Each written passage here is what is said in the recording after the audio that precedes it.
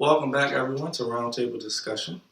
My name is Byron Dixon, joined alongside Shabazz Gordon, Chris Moore, and Darian Coleman. And on today's show, we're going to talk about the college football playoff. We're going to talk about the NFL playoff races heating up, and a little bit about the NBA season as we're in to about the third month of the regular season. So, guys, we're all here today. We all know about the college football playoff first year. All summer we've been asking who's in.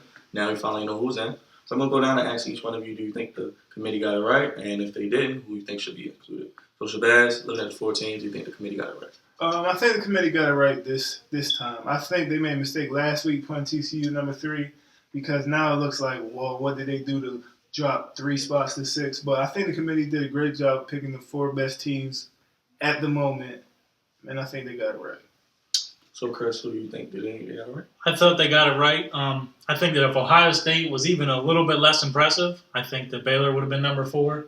But I agree with you that it doesn't make sense to me that TCU is number 3, win by 52 points, and they dropped 3 spots. So I thought that I think one thing they should do is forget the committee until now, until the season's over. What's the point of them releasing out other rankings when we saw the original ranking had 3 SEC teams in it? Now we're down to 1. I don't see any point in having them release all this other nonsense so that we can, have scrutiny to watch TCU fall from 3 to 6 when they didn't deserve to lose 3 spots.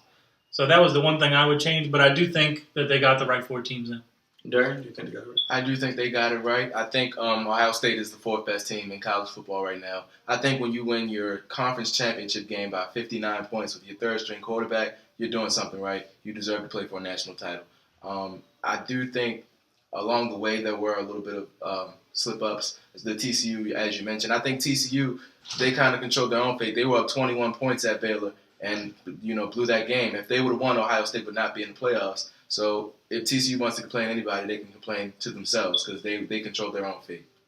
Well, I think the committee definitely got it right, but I like what you said, Chris, about release rankings if you're just going to change them every week and put teams out that beat each other. It's very weird. Maybe they should stick with the BCS through the college football playoff, then maybe have the committee. But I think a lot of us would like to see maybe 8 teams and maybe see the Big 12 get a conference championship just to give it an equal shot. Maybe if the Big 12 had a championship, they might have a team in. I think they should use the committee as well as the BCS formula to maybe call a 50-50 decision on how the BCS can pick the top 4 teams, the committee could pick their top 4 and have it some kind of way where both are a factor in picking the best 4 teams in the country. Because the BCS, it was good at picking teams. It's kind of tough when you say a computer leaves somebody out of a national title game. So with the playoff system, I think the BCS would work.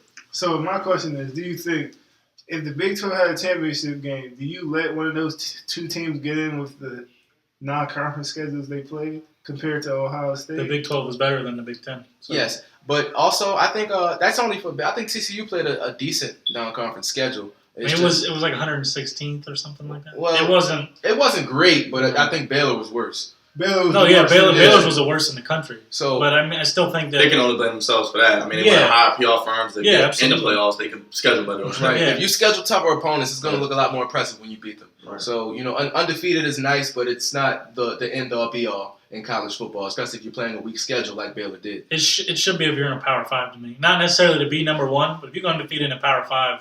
I don't see how you can do that now. If that Power 5 is a weaker conference, the ACC is the weakest Power 5 of them all. But I think the Florida State's undefeated, and the fact that they're the defending national champion. That's the only reason. If you think that a Power 5 team could get left out, then that's the only reason they would still be in. Because if any team was going to be left out based on one season, it would be Florida State. They stunk up a lot of games that they got by because the teams that were playing were so weak. Yeah, you can't exclude the defending national champion. That's exactly. With the defending Heisman winner. Right.